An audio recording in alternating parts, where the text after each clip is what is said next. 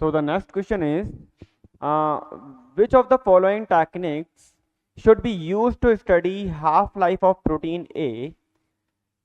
हमें आइडेंटिफाई करना है इनमें से कौन सी टेक्निक है जिसकी स्टडी से हम ये आइडेंटिफाई कर सकते हैं कि half life of protein A क्या है। कहाँ पर है ये protein A? In a animal cell, in an animal cell that can be after labeling all proteins being translated with a radioactive amino acid for a short duration followed by removal of radio labeled and growth of cell in normal medium. Okay, देखो वापस से question देखो, समझो question क्या बोल रहा है कि in which of the following technique, इनमें से कौन सी टेक्निक है should be use to study half life of protein A in an animal cell, कि हम उससे ये आइडेंटिफाई कर सकते हैं कि half life of protein A क्या है। ओके, एनिमल सेल के अंदर। सो इन्होंने नेक्स्ट इन्होंने बोला है that can be after labelling all protein being translated. इन्होंने बोला है after labelling all protein being translated, सारी प्रोटीन क्या हो रही है? एक तरह से ट्रांसलेट हो रही है, ठीक है। And with a radioactive amino acid, radioactive amino acid है for a short duration followed by removal of, या हमने क्या करा है बाद में इसका रिमूव कर दिया है एक तरह से रेडियो लेबल्ड जो आपका अमाइनो एसिड था वो, and growth of cell in normal medium, normal medium के अंदर बैठा हुआ है। अब देखो सबसे पहले देखो क्या होता है कि आपको पता है जो प्रोटीन होती है ना वो कैसे होती है। प्रोटीन हमेशा आपको पता है कि देखो ये आपका कौन है? डीएनए। और ये कौन है? ये हमारी प्रोटीन है। ये कौन है? हमारी प्रोटीन। अब प्रोटीन एंड डीएनए को हम बोलते हैं, इसको हम एक तरह से क्या, क्रोमेटिन। क्या बोलते हैं? क्रोमेटिन। अब क्रोमेटिन है तो हमें क्या करना है, देखो कभी भी प्रोटीन आपको जो देखने को मिलती है फ्री फॉर्म में बहुत ही रेयर मिलती है। प्रोटीन में भी डीएनए से बाइंडेड फॉर्म में है, या मेरे को प्रोटीन को पहले क्या करना है, बहुत सारी प्रोटीन से बाहर निकालना है।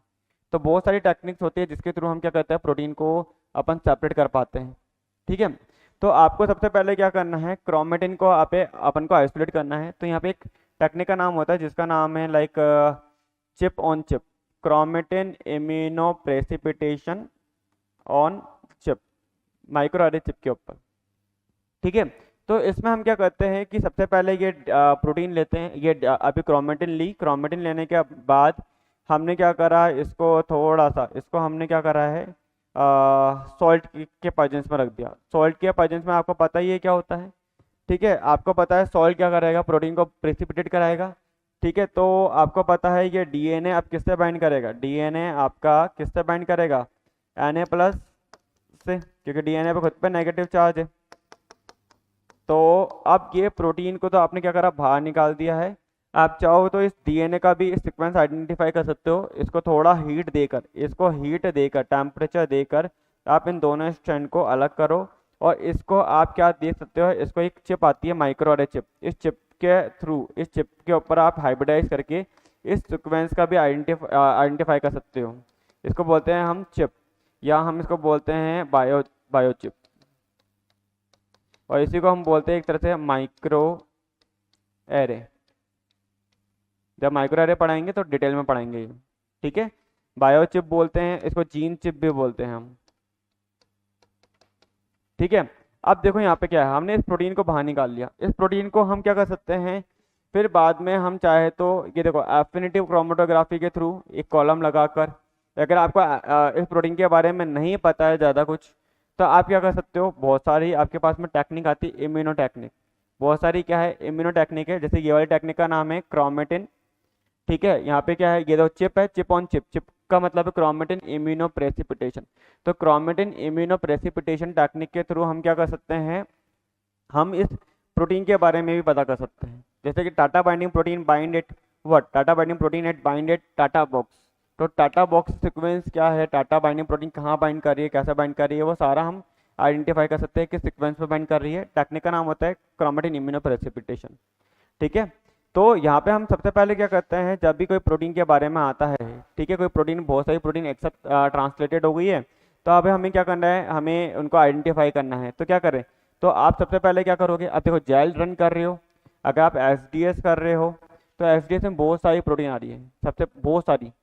तो आपने सबसे पहले क्या करा है, यहाँ पे क्रोमेटिन इम्यूनो प्रेसिपिटेशन किया, प्रोटीन को डीएनए थोड़ा अलग किया, इम्यूनो प्रेसिपिटेशन के अंदर चिप आ जाती है, इम्यूनो प्रेसिपिटेशन के अंदर आपका एंजाइम लिंक्ड इम्यूनो सॉल्वेंट ऐसे और रेडियो इम्यूनो ऐसे, ये टेक्निक आ जाती है। तो ये जो टेक्निक्स होती है, ठीक है, यह आपका एक और आता है को इम्यूनो प्रेसिपिटेशन, को इम्यूनो प्रेसिपिटेशन। तो ये सारी सारी जो टेक्निक होती है इम्यूनो प्रेसिपिटेशन टेक्निक्स है, ये प्रोटीन लेवल का एक्सप्रेशन या प्रोटीन स्पेसिफिक प्रोटीन आइडेंटिफाई करने में काम देते हैं। जैसे कि हमें पता है कि एंटीजन एंटीबॉडी की बाइंडिंग बहुत अच्छी होती है, तो एक पर्टिकुलर एंटीजन एक पर्टिकुलर एंटीबॉडी से ही बाइंड करेगा, ठीक है। तो ये सारा का सारा स्पेसिफिक की बात की जाए तो कैसे पता करते हैं हम, इम्यूनो प्रेसिपिटेशन टेक्निक के थ्रू। किसके थ्रू? इम्यूनो प्रेसिपिटेशन टेक्निक के थ्रू हम प्रोटीन को थोड़ा अलग करेंगे। अलग करने के बाद आप एक काम कर सकते हो कि आप ऑटो रेडियोग्राफी करके आप एक पर्टिकुलर प्रॉप देख करके या एक पर्टिकुलर आप क्या कर सकते हो, प्रॉप तो आप प्रोटीन के लेवल में लेंगे नहीं, तो हमने क्या करा है, एक एंटीबॉडी ली, इस एंटीबॉडी को हमने क्या करा है, फ्लोरेसेंसली लेबल कर दिया। क्या करा, पर्टिकुलर एक एंटीबॉडी ली, फ्लोरेसेंस लेबल कर दिया। जैसे कि आप वेस्टर्न ब्लॉटिंग करते थे ना, वैसा का वैसा ही है, ठीक है। फिर आपने वेस्टर्न ब्लॉटिंग करी। अब देखो ऑटो रेडियोग्राफी के अंदर पूरा का पूरा एक तरह से वो प्रोसेस आ जाता है, जो कि आप यहाँ पे नॉर्मल आप देखोगे, देखो यहाँ पे देखो ऑटो रेडियोग्राफी तो करनी पड़ेगी। तो हमने सबसे पहले क्या करा, इम्यूनो प्रेसिपिटेशन करके हमने प्रोटीन को बाहर निकाला, प्रोटीन को सेपरेट किया। देन हमने क्या करा है, एंटीबॉडी दी, एंटीबॉडी को फ्लोरेसेंस लेबल किया। लेबल करने के बाद आपको पता है स्पेसिफिक जगह बाइंड करेगी, ठीक है, पर्टिकुलर। क्योंकि हमने जब इसका क्या करेंगे, हम जेल रन कराएंगे। हम कौन सा जेल रन कराएंगे, एसडीएस पेज यूज में लेंगे। तो मेरे को पता है पर्टिकुलर जगह पे एक बैंड चाहिए और इनमें से मेरे को स्पेसिफिक चाहिए, तो मेरे को पता है कि मैं एंटीबॉडी को लेबल करूंगा। एंटीबॉडी लेबल करने के बाद फ्लोरेसेंस लेबल करूंगा, वो एक पर्टिकुलर जगह पे जाके बाइंड करेगी एंड मेरे को उसका एंड देन मैं क्या करके जाऊंगा, ऑटो रेडियोग्राफी कर लूंगा। और ऑटो रेडियोग्राफी करके मैं क्या आइडेंटिफाई कर लूंगा कि मेरी स्पेसिफिक प्रोटीन कौन सी है। तो सबसे पहले ये करने से पहले आपको क्या करना है, एक पर्टिकुलर सेल से प्रोटीन को निकालना है। तो सेल से प्रोटीन को निकालने के लिए हम क्या करते हैं, इम्यूनो प्रेसिपिटेशन करते हैं। इम्यूनो प्रेसिपिटेशन टेक्निक से हम क्या करेंगे, प्रोटीन को बाहर निकालेंगे। डीएनए से अगर कोई प्रोटीन बाइंडेड फॉर्म में तो उसको उससे अलग भी करेंगे, सारी चीज़। तो ये तो हमने प्रोसेस हो गया immuno precipitation. And immuno precipitation करने के बाद में आप क्या करोगे, ऑटो रेडियोग्राफी के लिए ले जाओगे। ऑटो रेडियोग्राफी के लिए लेके जा रहे हो तो डैट मीन आपने सारा का सारा वो प्रोसेस जो कि आपका आ रहा है यहाँ पे, ठीक है। ऑटो रेडियोग्राफी मतलब कि या तो आप उसको डायरेक्ट लेबल कर सकते हो एंड देन आप उसको शो कर सकते, चेक कर सकते हो ऑटो रेडियोग्राफी में कि कहाँ से आपको क्या देखने को मिल रही है, फ्लोरेसेंस देखने को मिल रहा है, ठीक है। तो वो आप यहाँ पे पता कर सकते हो, ठीक है। तो यहाँ पे हम मेनली देखिए, देखो SDS page followed by auto radiography. तो एसडीएस से पहले आपको पहले प्रोटीन को प्रेसिपिटेट भी तो करना पड़ेगा, ठीक है। तो ये तो हमारा क्या हो जाएगा, रोंग। फिर एसडीएस पेज, ये भी रोंग हो जाएगा। Immuno precipitation followed by auto radiography. अब देखो इसमें भी दे रखा है immuno precipitation followed by SDS and auto radiography, और एक में दे रखा है, बताओ क्या, एक में दे रखा है immuno precipitation followed by auto radiography. तो देखो ऑटो रेडियोग्राफी करने से पहले आपको ऑटोमेटिक पता है कि यहाँ पे एसडीएस पेज ये सब कुछ होंगे ही होंगे, और कई बार जरूरी नहीं है कि आपको एसडीएस पेज करने की जरूरत है, ठीक है। आपको ऐसा नहीं है, डायरेक्ट एफिनिटी क्रोमेटोग्राफी कॉलम से भी आप वो कर सकते हो, ठीक है। या आपने क्या करा है, पर्टिकुलर आपने एंटीबॉडी दी, एंटीबॉडी डायरेक्ट बाइंड करके, ठीक है। ऐसा नहीं एसडीएस पेज देने की जरूरत है, ठीक है। आपने क्या करा है, जो भी प्रोटीन है, आपने जो प्रोटीन है, ये माइक्रोटाइटल प्लेट है। कौन सी प्लेट है, माइक्रोटाइटल प्लेट। माइक्रोटाइटल प्लेट के अंदर ये इसमें करीब 96 वेल माइक्रोटाइटल प्लेट होती है। यहाँ पे आप क्या करते हो, फॉर एग्जांपल जो भी आपकी प्रोटीन है उसको हम एंटीजन मान लेते हैं, उसको हम क्या मानते हैं, एंटीजन। तो एंटीजन यहाँ बाइंड करके बैठा हुआ है और एंटीबॉडी की हमने यहाँ पे बाइंडिंग कराई है, और एंटीबॉडी क्या है, फ्लोरेसेंस लेबल्ड है। तो आपको यहाँ पे एसडीएस की जरूरत ही नहीं पड़ी। आपने क्या करा है, सबसे पहले इम्यूनो प्रेसिपिटेशन से आपने उसको सेपरेट किया, प्रेसिपिटेट किया, बाहर निकाला एंड देन आपने क्या करा, उस प्रोटीन को माइक्रोटाइटल प्लेट के ऊपर लगाया एंड देन उसके अगेंस्ट में आपने एक पर्टिकुलर एंटीबॉडी डिजाइन कर रखी है। तो वो एंटीबॉडी क्या होगी, डायरेक्ट जाके बाइंड कर जाएगी। तो यहाँ पे हमने एकदम सिंपल सोवर तरीका कौन सा यूज में ले सकते हैं अपन, एलाइजा। कौन सा, एलाइजा, ठीक है। एलाइजा क्या है, एंजाइम लिंक्ड इम्यूनो सॉल्वेंट एसे। अब इसके अंदर फ्लोरेसेंस आप एसिड ऐड नहीं करते, तो आपने क्या करा, एंजाइम को लिंक कर रखा है यहाँ पे, ठीक है। किसको, एंजाइम। अब एंजाइम लिंक कर रखा है, एंजाइम क्या करता है, सबस्ट्रेट को कलरफुल प्रोडक्ट के अंदर कन्वर्ट कर देता है। तो हमें पता चलता है कि एक्चुअली कोई है या नहीं है, ठीक है। तो आप क्या कर सकते हो, यहाँ पे देखो आपने क्या कर रखा है, अगर एलाइजा कर रहे हो तो एंजाइम लिंक्ड है, इम्यूनो सॉल्वेंट है, तो एंजाइम को आपने लिंक कर रखा है एंटीबॉडी से। ये कोई पर्टिकुलर हम सबस्ट्रेट देंगे, वो कलरफुल, वो क्या देगा, कलरफुल प्रोडक्ट दे देगा। कलरफुल प्रोडक्ट देने का मतलब है कि आपकी पर्टिकुलर, आपको पता चल जाएगा कि यहाँ पे कौन, या आपकी एंटीजन यहाँ पे प्रेजेंट है या नहीं है।